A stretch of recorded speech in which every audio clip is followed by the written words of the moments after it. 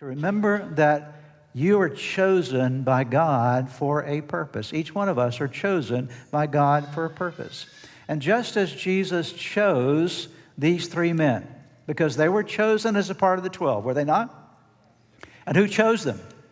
Jesus did. So Jesus chose them, although they're not going to be very well known, but nevertheless, Jesus chose them because they had a purpose. He saved them for a purpose, and He saved you for a purpose. When the Holy Spirit worked on your heart, you were drawn to relationship with Jesus. You were drawn because there's a purpose for your life. There's something that you bring to the work of God in the world that only you can effectively bring.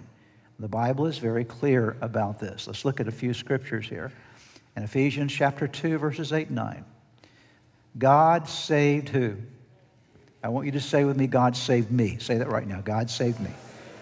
If you know Jesus as Lord of your life, you've experienced the saving grace of God in your life, then God saved you by His grace when you believe. So let's just change the pronouns here. God saved me by His grace when I believe. Say it with me. God saved me by His grace when I believe. And you can't take credit for this. There's not a single one of us here today that can take credit for our salvation. You can't take credit for this. It is what is it? And who is the gift given to? It was given from God to you, okay? It is a gift from God, and it was given to you, okay?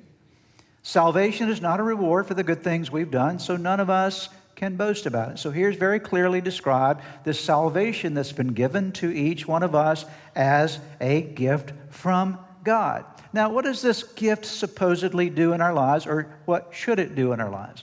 Well, in the same book, Ephesians chapter 4, Paul describes, as he's talking about the church, what these gifts that have been given to us, the saving grace of Christ, should do in and through our lives.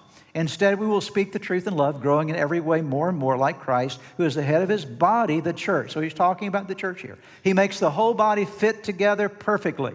As each part, notice this, if you know Jesus, you're part of His church, okay? As each part does its own, what kind of work? Special work. So every part of the church has what kind of work to do? So you're special, okay?